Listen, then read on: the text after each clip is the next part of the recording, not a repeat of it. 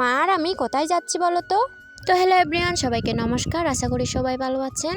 আমিও অনেক অনেক ভালো আছি। মা এখানে কলাশুঁটি কেটে নিচ্ছিল বাড়িতে নেওয়ার জন্য।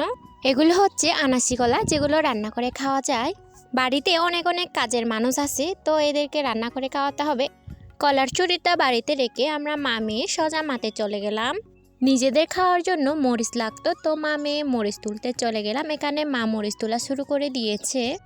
নিজেদের থাকলে একটাই সুবিধা, যখন ইচ্ছা তখন তুলে নিয়ে আসো, আর অন্য কারোর থেকে খোঁজা লাগে না বা বাজার থেকে কিনে আনা লাগে না। কিছু কিছু গাছে তো পাকাও শুরু করে দিয়েছে। এই মরিচগুলার নাম নাকি বালুচরি মরিচ। মরিচগুলা আকারে ছোট হলেও প্রচুর জাল। মা এখানে মন দিয়ে মরিচ তুলতেছিল। দেখতেই পাচ্ছেন মরিচগুলা বেশ বাড়তি হয়েছে, একদম কালো কালো হয়েছে। মা এখানে বেশ অনেকগুলো মরিচ তুলেছে, প্রায় আধা কেজির মতন হয়ে যাবে। আমরা কিন্তু অনেক ঝাল খেতে পছন্দ করি, সপ্তাহে প্রায় 1 কেজির মতন লাগে, যেহেতু বাইরের মানুষও থাকে সব সময়। যাই হোক, আচ্ছা বলো তো আমি কার মতন হয়েছি? অনেকেই বলে আমি নাকি মায়ের মতন হয়েছি। মায়ের চেহারার সাথে আমার চেহারা কি আসলে মিল? থাক আর এসব কথা বাদ দিই, মায়ের মেয়ে হয়েছি তো মায়ের মতোই চেহারা হবে।